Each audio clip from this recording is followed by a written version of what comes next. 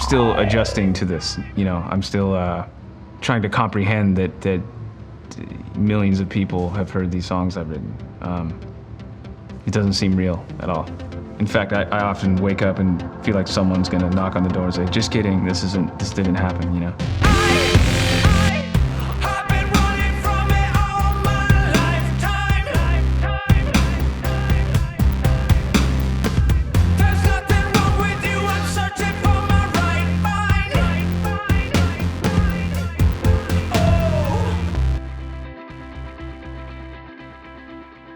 I grew up in the punk rock hardcore scene. That was the funnest thing about going to shows, is jumping on people and walking on people's heads and singing along with the singer, getting a mic passed to you to sing the words. You know, that was everything for me.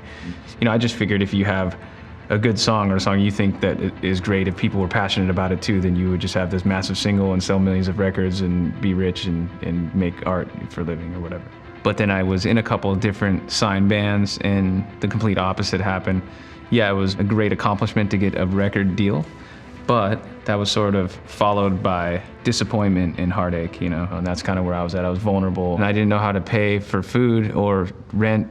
Yeah, I was at rock bottom. There was nowhere else to go. Once I started writing songs for this Awolnation project, I definitely didn't think this was gonna take off.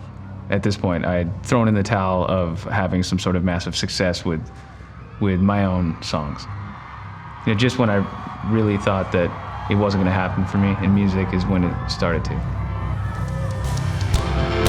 We are Awolnation from Los Angeles.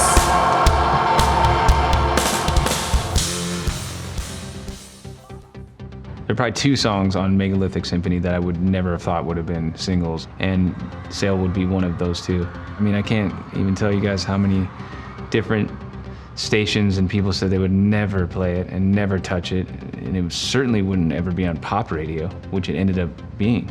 So yeah, Katy Perry into Awolnation kind of blows my mind. My enemy is a friend of mine, and a friend of Christ to be seen. So now I'm on the way for a couple years just to prove I've never been free.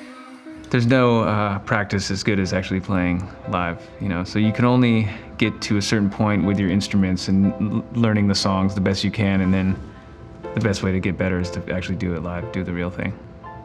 Sometimes we'll hit the stage and people are already just going bonkers. Sometimes it's like a first date where you're kind of warming up. You don't quite make out just yet. You have to have dinner and wine and dine, you know? Get to know each other, get to be more comfortable. But sometimes they're just ready to make love right out of the gates.